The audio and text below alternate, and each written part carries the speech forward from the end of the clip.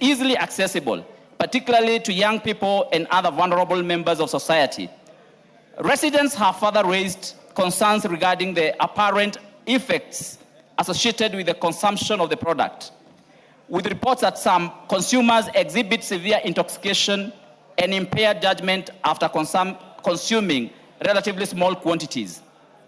These concerns, Mr. Speaker, have given rise to public anxiety over the authenticity, composition, quality, and safety of the product, including allegations that counterfeit or adulterated versions may be circulating in the market. Honorable Speaker, it is against this background that I request for a statement from the chairperson of the Departmental Committee on Administration and Internal Security on the following. Number one, the licensing and regulatory status of Diamond brand third generation alcohol, or Kadaya, and other similar alcoholic beverages, including the approvals issued for the manufacture, distribution, and sale by national authority for the campaign against alcohol and drug abuse, NACADA, Kenya Bureau of Standards, KEBS, and the Ministry of Health in collaboration with county governments and other relevant agencies. Number two, a report on the lab tests conducted by the government chemists and KEBS and other relevant agencies to determine the suitability of Kadaya for human consumption and compliance with prescribed safety and quality standards, and if not, reasons for its continued production and sale. Number three, the measures being implemented by the government to strengthen regulation, surveillance, and enforcement against the unlawful manufacture, distribution, and sale of illicit, counterfeit, and non-compliant alcoholic beverages, particularly in Mukurweini constituency and Kenya at large. Number four, the interventions and consumer protection measures being undertaken to address the prevalence of abuse of that generation alcoholic drinks, such as Kadaya in Mukurweini constituency and other affected regions, including product recalls and seizures, prosecutions, awareness campaigns, and rehabilitation of victims. I thank you, Honorable Speaker. Yes, what's your point of order? KJ? Give him to. Honorable Speaker, I thank you. And I am standing, Mr. Speaker, I am standing in relation to our standing orders, and I needed for you to pronounce yourself in the House on a matter that is very clearly on our standing orders that has to do with the prohibition of party symbols and party insignia in Parliament, Mr. Speaker. Knowing full well that if there was only one member showing up in a certain color in the House, then we would have taken it to be the member's wardrobe. However, we are seeing a gang of 13 members of Parliament, Mr. Speaker, who are donning party insignia on the floor of the House, Mr. Speaker. And I would not want to take it away from them because, Mr. Speaker, the young gentleman who has joined the House won convincingly in his constituency, and we would like to welcome him to Bunge and let him know that there are standing orders that guide how the members ought to present themselves in the House. And 13 members of Parliament are a minority, are a sure minority in this House. That there is nothing they would come to tell people who are standing in their numbers, in their majority, Mr. Speaker. You ought to look at yourselves and see that there is only 13 of you up against hundreds of members of Parliament, and you're totally out of order. I thank you, Mr. Speaker. Order, Honorable KJ. Order, Kimilu. Order. I have yet. Hello. Order. Members, take your seats. Kawanjiku. Mheshimiwa. Order, honorable members. Order, honorable members. Order, KJ. Order, KJ. Don't let the excitement overrule you. Honorable members, it is true what you are saying, but I am not aware the colors that the few members are wearing. Order.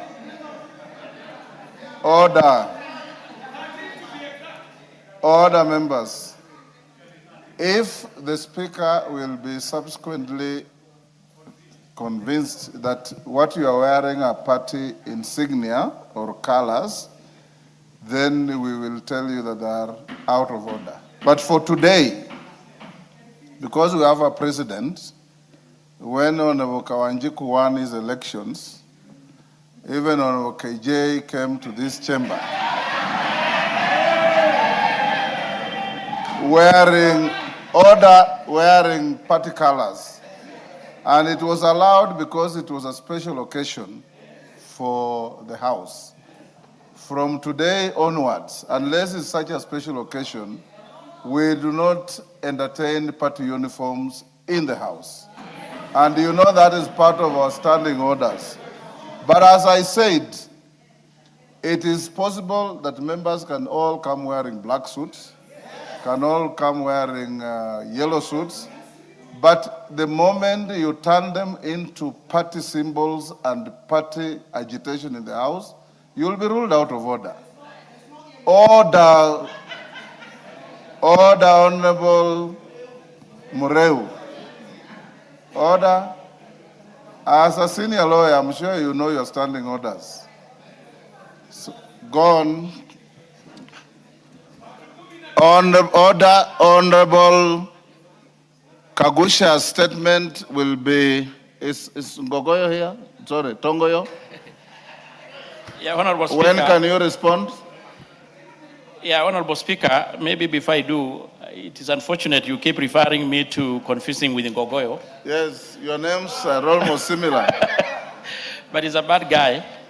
Yes. Anyway, notwithstanding, Honorable Speaker, considering the much backlog that we have before us, and that this kind of a question may concern several agencies, allow me to respond within 3 weeks, Honorable Speaker.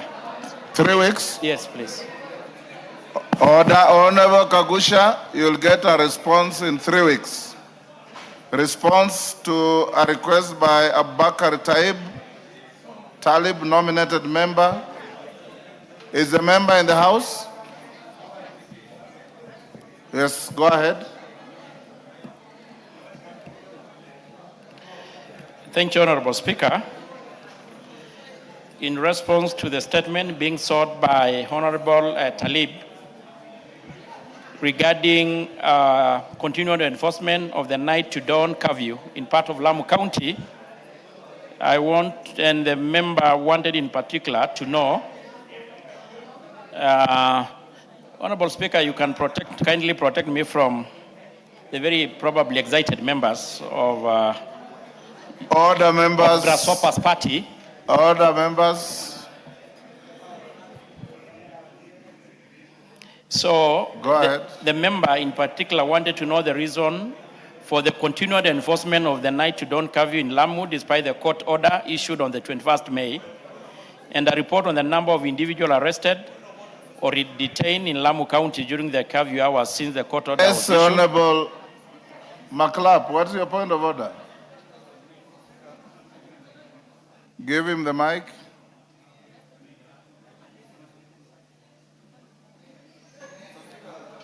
Give the mic to Honorable McLeod. There you are, next to you. Thank you, Mr. What Speaker. is out of order? Mr. Speaker, protect her so that we can hear this very important information from the same members who condemn themselves from this side, and in some few minutes they converge together, Mr. Speaker. Protect her so that we can hear this very important information, Mr. Speaker. Go on, go. Tongoyo, go on. Go on. So I will pick from where I left, Honorable Speaker. The member wanted to know the disciplinary and administrative measures being taken against the police officers alleged to have enforced the curfew contrary to the court orders, and the action being taken to ensure compliance with the court order. And I respond as follows. The ministry wishes to clarify the government has not acted in breach of the High Court order issued on the 21st May. And I underline, Honorable Speaker, that which suspended the enforcement of the night to dawn curfew